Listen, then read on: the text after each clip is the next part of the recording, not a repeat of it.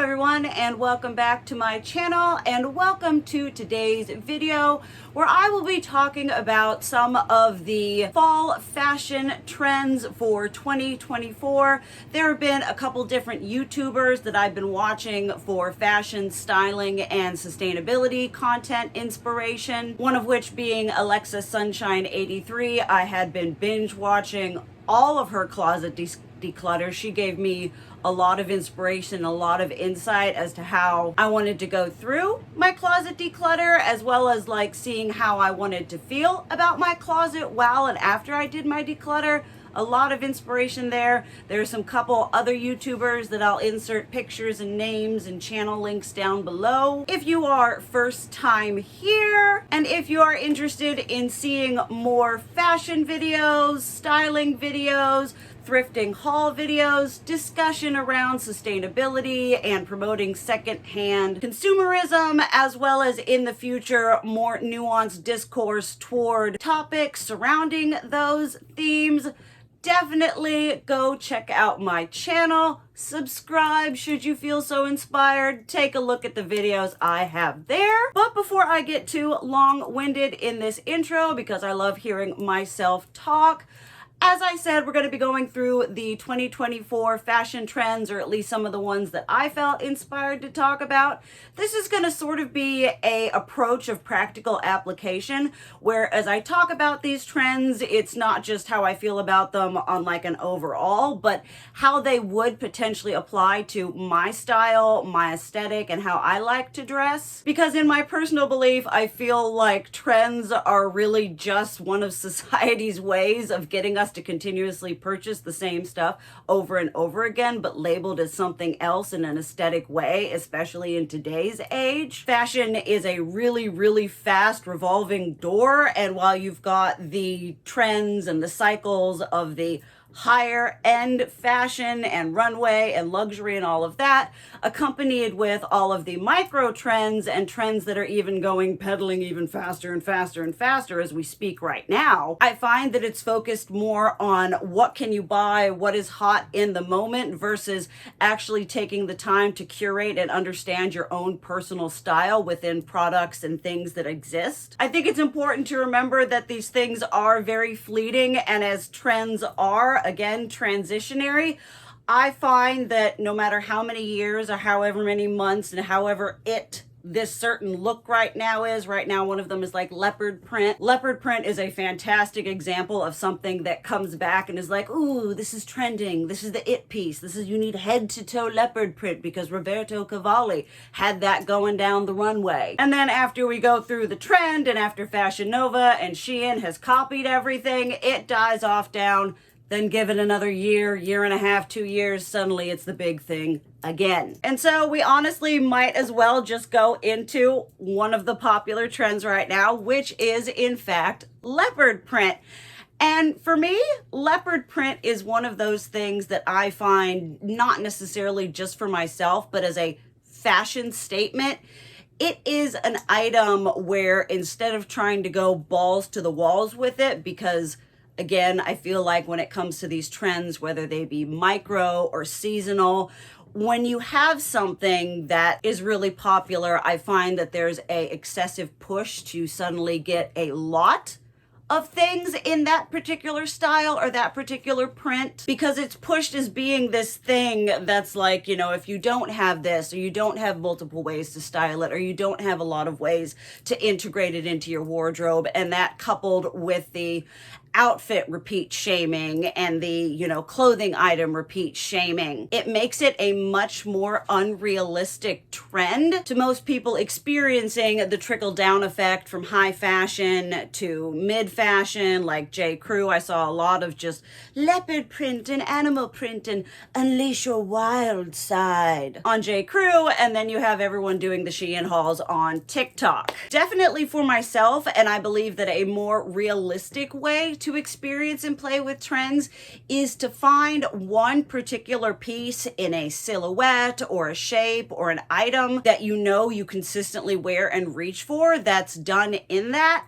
I've got this one particular kind of straight A-line, silky, satiny, flowy skirt that's very 90s, very Y2K, very much in my aesthetic. I purchased this at least a year ago, maybe 2 years ago at Marshall's. It works well for my everyday aesthetic, but it's also something that I can be like, okay, all right, leopard print is trending. And I have this one leopard print piece that I can wear and pull and be like, oh, look, I'm trendy, I'm fashionable, I'm in the know, without going out and being like, oh, I need to buy a leopard print because I need to buy a leopard print. Although I will say, if I happen to find this skirt in brown, you best believe that that one would be purchased because it would be even more perfect than this one, and to have the duality of those. But for now, all I need is this one, and I think that all other people need is going to be like one, max 2 pieces, because then again, moving forward,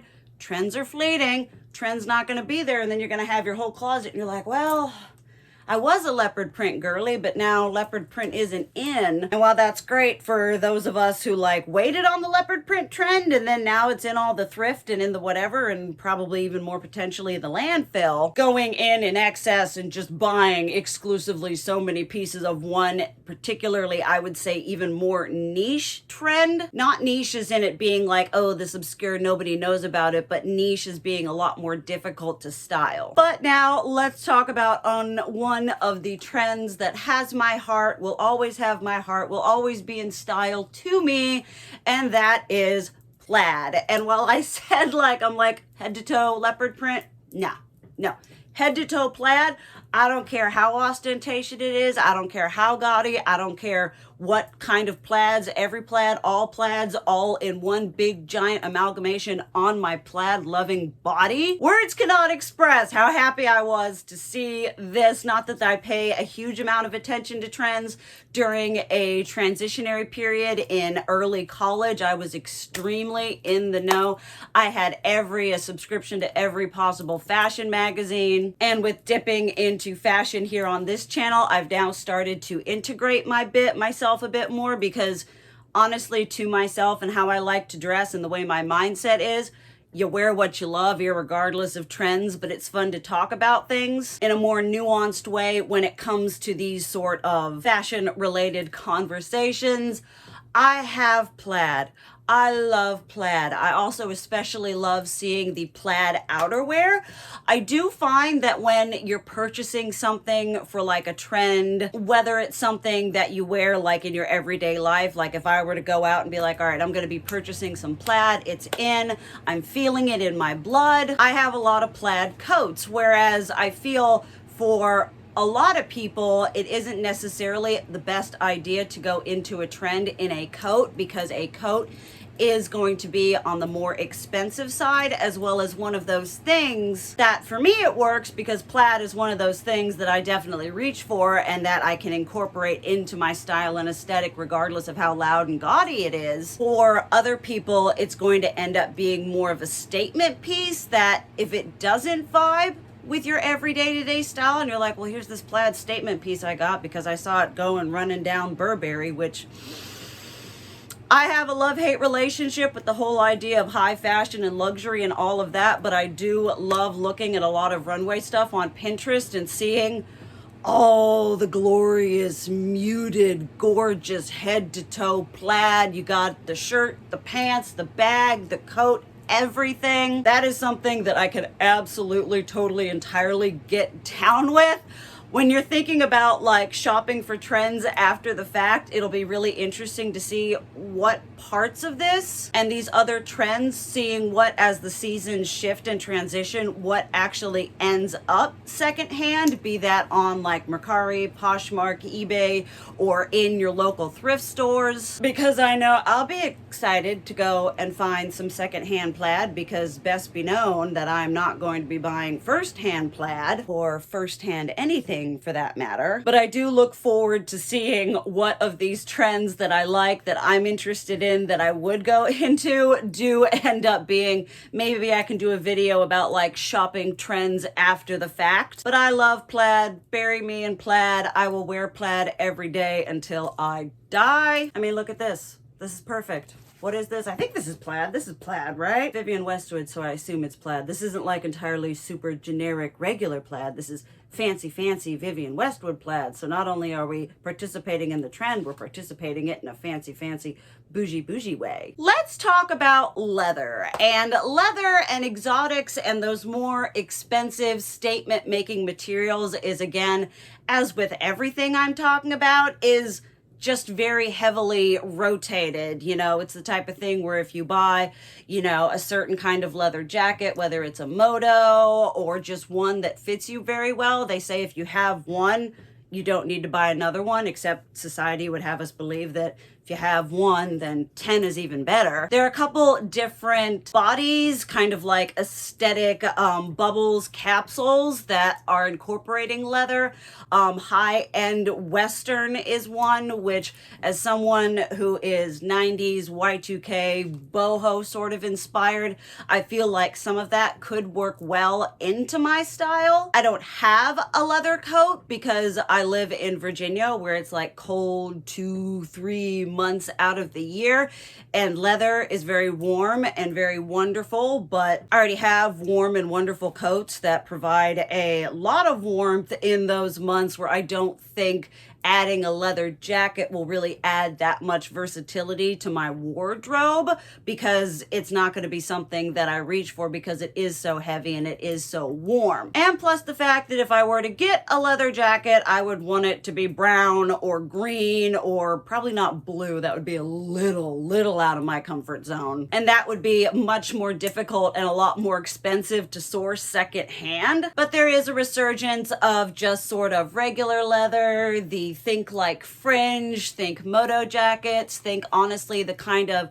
90s straight A-line ones with the nice prominent colors. But in the same breath as like the nice regular leather, they're also going for this smooth, shiny PVC patent whatever looking leather, which just gives me all sorts of agita. Now, I'm sure this is a personal thing. This is all my thoughts, all my opinions. If there's any of this that you love and you wear and you love every single stinking day of your life, that is fantastic. As I was once known to say, you keep doing you, boo-boo. That's one of the joys of fashion and expressing ourselves through decorating our flesh prisons. But for me and my house, this is one big giant red flag of a no-no.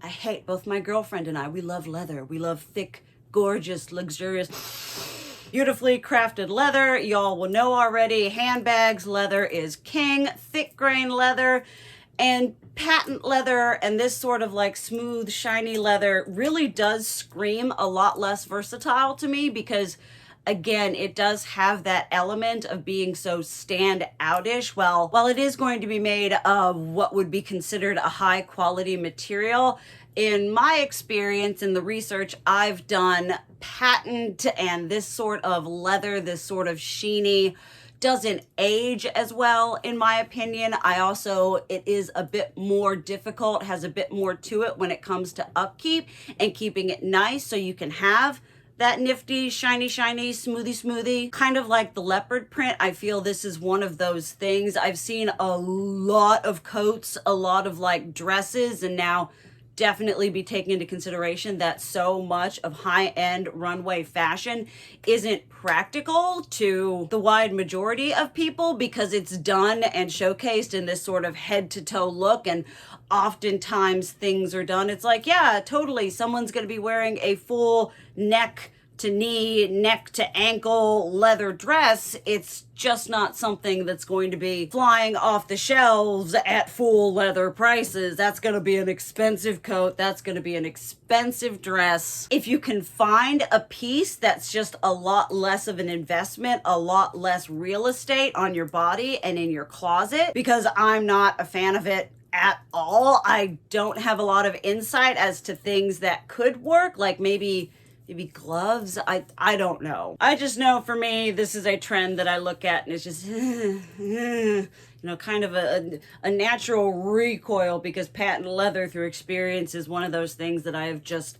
vowed to stay away from. Now I want to talk about one thing that isn't so much a style or whatever, but colors that are trending for this season are colors that truly bring me absolute joy. I have got this trend in spades because the colors green, brown, burgundy, which while burgundy isn't a huge one, it still works in and plays into the colors that I already have and into the colors that are trending. I would like to add, I don't think this is an official trending color, but like deeper shades of blue, I think also add a nice level of interest and contrast to like the green and the red and the burgundy that are already green, red, burgundy, brown. And I actually thrifted a sweater pretty recently that is a nice kind of rusty, reddy, orangey brown. So should I be feeling, oh, so nuanced that I need something in that way, I've got it. And you all know I love green. And not only do I love green, like the trending green, I know it's just like all green, but like this deep olive, khaki, just the green and the green plaid and the brown plaid. That was a whole thing. I was talking about Burberry and whatever, and the whole head to toe green, brown plaid. I'm like, yes, Ralph Lauren. Feed it to me. I love it. I might do a video doing styling for 2024 fall trends. I have no idea how viable or how like even close it'll probably be another season, another series of trends by the time I get that video up. Definitely let me know down below if it's something you would be interested in. I definitely want to be getting into more styling content, and I could style a whole hell of a lot and very, very cute outfits that would make me happy and feel super confident. When it comes to colors, I find that this is one of the easiest ways to incorporate a trend. Like get a handbag, get a pair of shoes, get again a top or something that is in that shade that's in a silhouette or an item that you know, like for me, I'd go out and be like, all right, I need a striped something, or I need some kind of mock turtleneck or full turtleneck, something that I know I would reach for and wear continuously, rather than going out and being like, okay, I need every color of everything, of every trend from head to toe. Although I love me a monochromatic look. Like I've said, I think getting something in an item you know you would use, like this trending color right here. This is one of my vintage Coach, not the Ergo. That one I haven't been able to find in a color I want that I can afford, because those bags are ridiculously expensive and sought after. But again, absolutely perfect. Just get you a pop of something.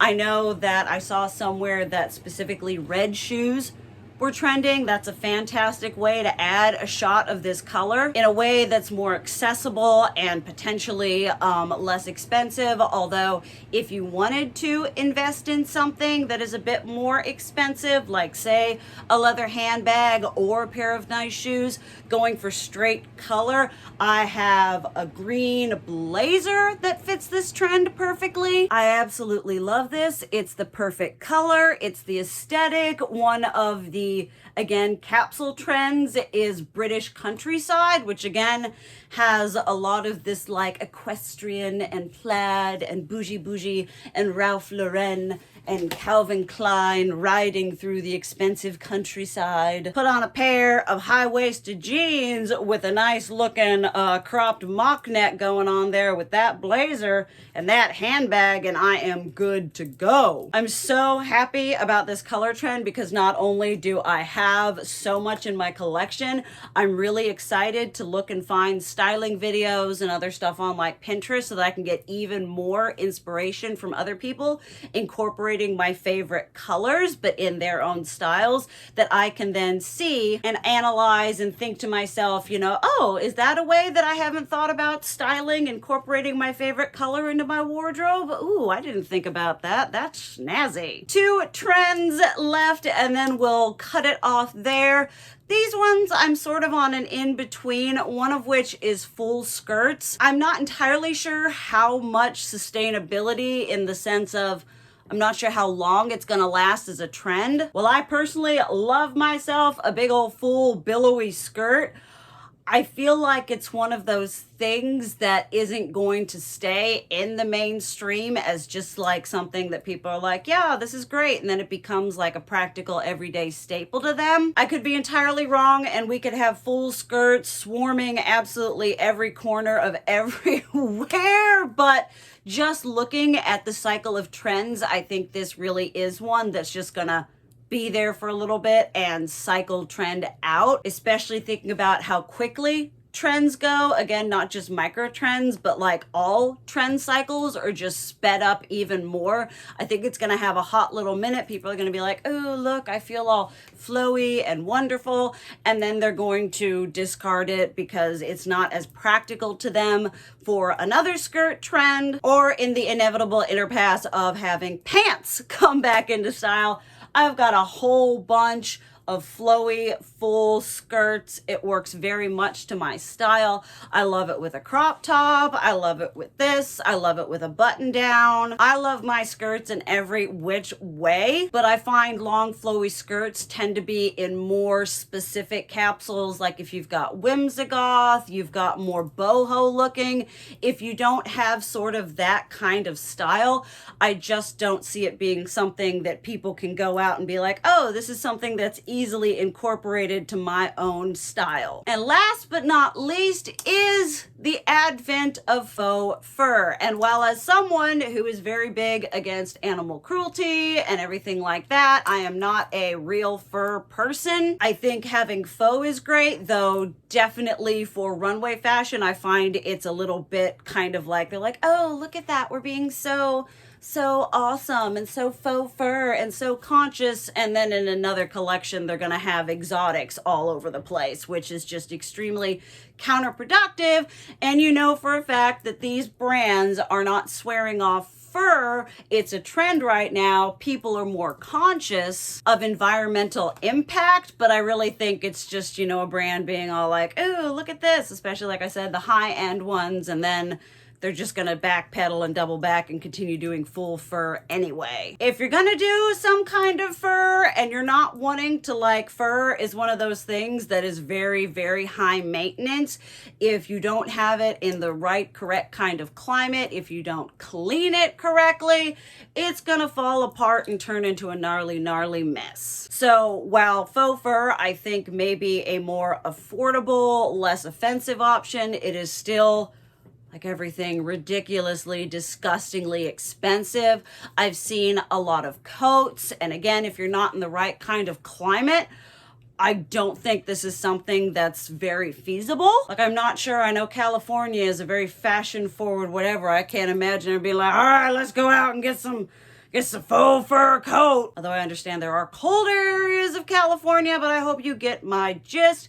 If you are going to do this, and I think, again, an easier way, because faux fur and fur is such, again, kind of a statement element. Maybe get something with like a faux fur collar or some cuffs. I know with Y2K and 90s fashion being super, super popular, there are a lot of sweaters that have those faux fur accents. I've got faux fur fluffy bags from Unif that I love. They don't get a huge amount of wearability because they are faux fur and they are a bit more just kind of out there and obnoxious. I do love out there and obnoxious, but I think for this, it would be just so much easier and so much more practical. And again, I don't see, like, you know, they're not doing the faux fur dresses or the faux fur, you know, rather than going for a coat, maybe get a vest, something that evokes the trend and the element of the trend and gives you a little touch, a little taste, a little flavor, rather than going balls to the wall, head to toe faux fur. I was looking at some of the coats anyway, and I understand on here we're not talking about just going down to the runway and going down to wherever and purchasing, but like, you know, it's faux fur, $15,000. But to each their own. And with that, that is the end of this video. I would love to hear what y'all have to say about these trends that I talk about. I know there are ones that I didn't touch on that I just felt like I didn't have any pertinent stuff to say, not adding to the discourse any. Definitely let me know down below what you were thinking about these trends, what trends you would like to see. Give me discourse about how stupid and quick and fast the rotation of trends are. It's just a hamster wheel going round and round and round and round, having people buy things over and over and over again. And that's one thing that I do want to say, is how when it comes to trends, especially the high fashion, is they're just like, oh, here's this thing that was popular however many years ago, let's bring it in here and label it as something else. Because people see that and they're like, oh, it's this aesthetic or it's this thing. And rather than just being like, no, it's not a particular aesthetic, it's not a new aesthetic, it's just the same item being portrayed in a different aesthetic way. I hope y'all enjoyed this video. I hope to see you in the next one. I love you, and as always, keep it real. Mwah.